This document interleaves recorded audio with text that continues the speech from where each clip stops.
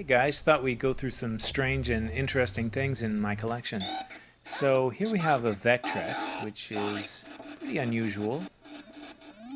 But what's even more strange is that we have the Vectrex 3D Imager, which is the very first home 3D imaging. So you take this disc and you put it in these glasses, and it spins so fast you can't see, but I slowed it down so we can have a look. The effect is actually quite effective, and I'm very impressed they came up with this in '83. Sometimes when I buy a used game, I like to see that somebody owned this before and they wrote their notes and their passwords in there. Here we have an old Dragon Warrior map that somebody used a lot, we can see.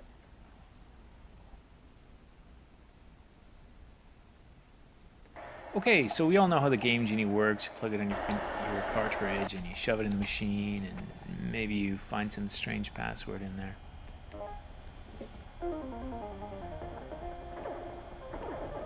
I have a Game Boy Game Genie. So you pop it on there and you throw your cartridge in, and in the back is the world's tiniest Game Genie codebook.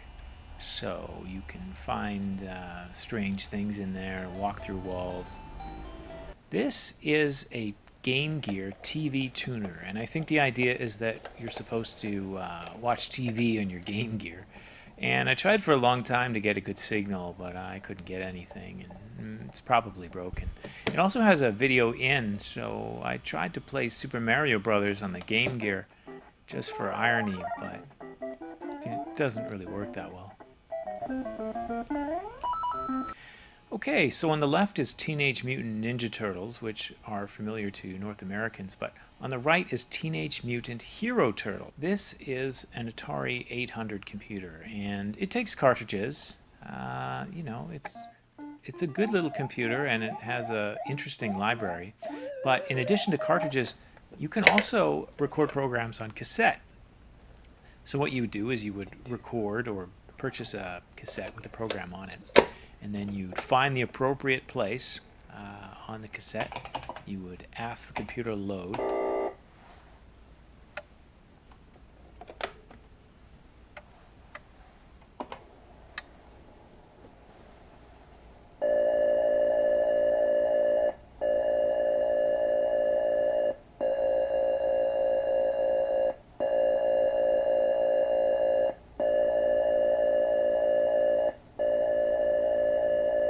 And then you'd sit through a bunch of errors because the cassette's too old. Actually, I was quite curious. So we have a copy of Frogger here on cassette, and I thought we'd listen to it. And I'll slow down the audio so we can hear it.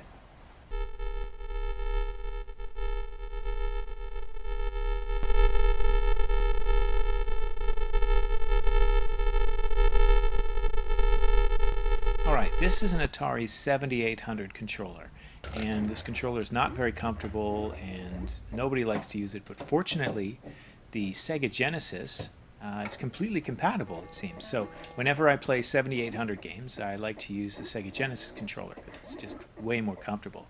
And there is one game for which this will not work, and that is Midnight Mutants. And I swear this is the strangest thing you're going to see on this video, because you see, with no controller in there, or the original controller, it works. But if you were to plug in a Sega Genesis controller, it just freezes. So you unplug your Sega Genesis controller, and I'm not kidding about this. You set a timer for 95 minutes, and then it will come back on. I have no idea why this works, and if anybody out there has any idea why a Sega Genesis controller would delay the boot up for 95 minutes, I desperately want to hear anybody's explanation for this. Also, you can really freak people out. I had some Atari bootlegs I wanted to show you, but they don't really work. I do have this ridiculous copy of Farmer Dan. Anyway, Mystique produced about 6 adult-oriented cartridges for the Atari 2600, and these games are ridiculous and the instructions are hilarious. The graphics are terrible, but I really enjoy them.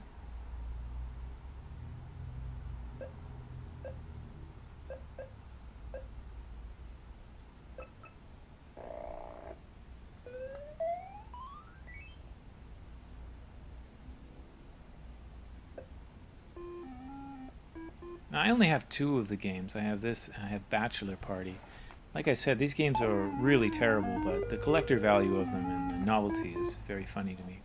This is a Timex Sinclair 1000, which was billed as the first $100 computer, and you could buy a 16K RAM module. And think about that. You could upgrade your Timex Sinclair, you could add 16 kilobytes of memory. I find this very funny. On the left is 16 kilobytes of memory, and on the right is 128 gigabytes. Okay, the Odyssey II is, you know, it's a respectable Atari clone, and there's a predictable range of games out there for it. But they also have very strange games. How about Quest for the Rings? So I really have to try this with friends sometime. So inside is, there's a bunch of stuff in there, some coins.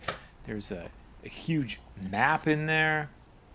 I think this is really like a board game. There's an instruction manual. This is an overlay you put on top.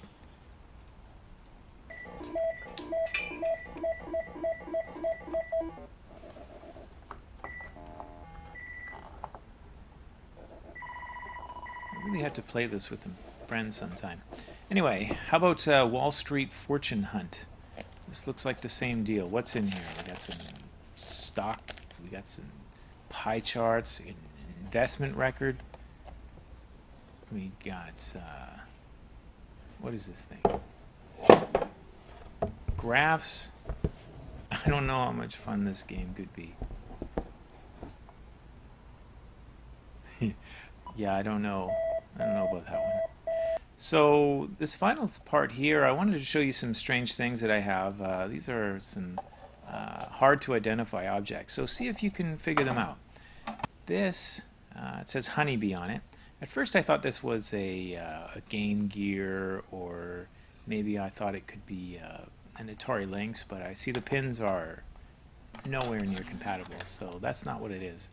So this one, Lowry Genius, yeah, this thing's hilarious. Sometimes you'll dig up a box of old Ataris or something and you pull this out and you think, wow, this has got jazz, it's got country, it's got folk. Yeah, go look this up. This is really funny. This one is video game program Targets.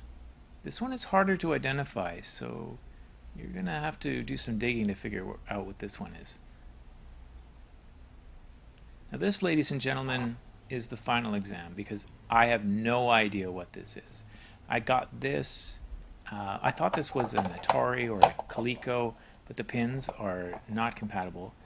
And I actually, at the same time, I picked up, oh sorry, you see this is not a Mega Drive. It's, I picked this second one up. This one is widescreen edition. These might not even be games. I mean, I took this one apart. It has a very cheap label, but underneath there's 2 screws. I wanted to look at the board and see what it looked like. You see it has a reflashable chip in there, but there's no identifiable things in here that will help me figure out what this is. So both Mission Impossible and the Phantom, they have the same pin layout as a Sega Master System, but I actually tried it in a Sega Master System and surprisingly it didn't work. However, if anybody out there has any idea what these things might be, I would really be interested in hearing. Okay, so bye for now.